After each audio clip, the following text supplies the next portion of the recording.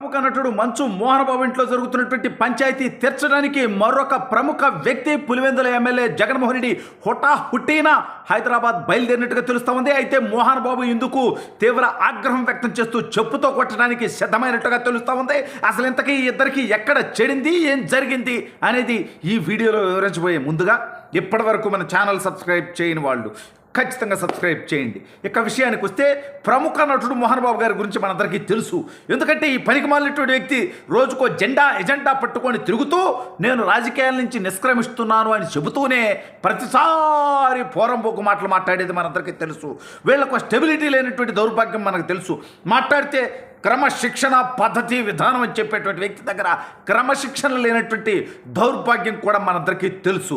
గతంలో చంద్రబాబు నాయుడు గారి ప్రభుత్వంలో ఏదో కొంత ఫీజు రియంబర్స్మెంట్ బాకీలు పెండింగ్ ఉన్నాయని చెప్పి రోడ్ల మీద పడుకొని డ్రామాలేసి జగన్మోహన్ రెడ్డి పార్టీలో జాయిన్ అయ్యి మంగళగిరి, కుప్పం అన్ని చోట్ల తిరిగి ప్రచారం చేసినటువంటి ఈ మోహన్ బాబు జగన్మోహన్ రెడ్డి ఐరన్ రోడ్డు దించితే జగన్మోహన్ రెడ్డి కోట్లాది రూపాయలు ఆ యొక్క ఫీజు రియంబర్స్మెంట్ బకాయిలు ఇవ్వకపోతే కనీసం నోరెత్తి తెరిచి మాట్లాడేటువంటి ప్రయత్నం చేయాల. ఎందుకయ్యా అంటే సొంత బాబాయిని గొడ్డలతో బాత్రూంలో నరికి నరికి నరికి చంపినటువంటి చరిత్ర కలిగినటువంటి జగన్మోహన్ రెడ్డిని పోయి అడిగితే ఎక్కడ మోహన్ బాబు అనేటువంటి మామను కూడా బాత్రూంకి పంపిస్తాడేమో అనేటువంటి భయంతో నోరు తెరవల. దాని గురించి మీడియా వాళ్ళు అడిగిన నోరు తెరవల. అయితే ఈసారి మాత్రం రాజకీయంగా నోటికి ప్లాస్టర్ వేసుకున్నాడు. అయితే అనూహ్యంగా మోహన్ బాబు తన కుమారుడు మంచు మనోజ్పై దాడి చేశాడని చెప్పి మంచు మనోజ్ చెప్పడం, మళ్ళీ మోహన్ బాబు మనోజే మా పైన దాడి చేశాడని చెప్పి మోహన్ బాబు చెప్పడం, సరే ఇవన్నీ కూడా కుటుంబ గొడవలుగా నా బుట్టుడు వదిలేద్దాం అనుకున్నాడు. కానీ వీళ్ళు అనేకసార్లు చంద్రబాబు నాయుడు గారిని, అనేకసార్లు తెలుగుదేశం పార్టీని కూసినటువంటి కారుకూతలు గుర్తు చేసుకున్నటువంటి నేను సరే ఈ విషయం ఏదన్నా పరిష్కరిస్తాడని చూశా. ఈలోపు మన పులివెందుల ఎమ్మెల్యే జగన్మోహన్ రెడ్డి పుసుక్కుమంటూ నేను ఉండగా బంధువుని, పైగా మంచు విష్ణువుకి బావైతాను కదా, నేనన్నా ఈ విషయాన్ని పరిష్కరించాలా అనేటువంటి ఉద్దేశంతో హుటాహుటి అంటే ఎమ్మటే సడన్గా ఇమ్మీడియట్గా ప్రజల దగ్గర నుంచి దోసుకొని సొమ్ముంతగా ప్రత్యేక విమానం వేసుకొని హైదరాబాద్కు పోయినట్టుగా తెలుస్తూ ఉంది.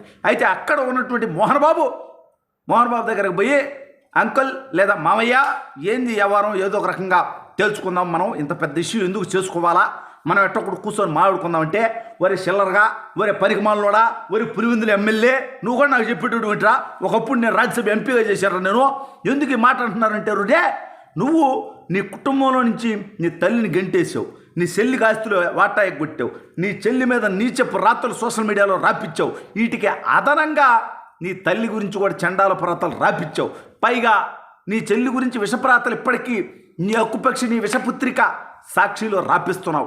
ఇంత నీచపు చరిత్ర కలిగినట్టు నువ్వు కుటుంబంలో అనుబంధాలు బంధాల గురించి చెప్పేటువంటి హక్కు నీకు ఉందంటరా, నువ్వు వచ్చి మాకు చెప్పబోతున్నావంటరా, మాకు చెప్పే ముందు నీ చెల్లి షర్మిలకు ఇవ్వాల్సినటువంటి వాటా ఇవ్వు, నువ్వు నీ తల్లిని తీసుకొచ్చి నీ ఇంట్లో పెట్టుకొని నీ తల్లితో మాట్లాడుకో, ఇవన్నీ వదిలేసి పక్కోడింట్లో పంచాయతీలు చేయడానికి వస్తే మొహాన వస్తారు నిన్ను.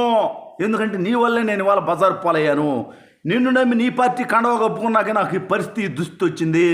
నువ్వు ముఖ్యమంత్రిగా ఉన్నప్పుడు ఇవ్వాల్సినటువంటి ఫీజు రియంబర్స్మెంట్ బకాయిలు నువ్వు ఇవ్వకుండా ఎగ్గొట్టావు, కాబట్టి నువ్వు వాడుకొని వదిలేస్తావు.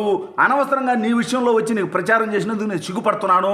ఇప్పుడు వేరే పార్టీలోకి పోతామన్న జనం నమ్మరు కాబట్టి నన్ను ఏ పార్టీలోకి తీసుకునేటువంటి పరిస్థితి లేదు.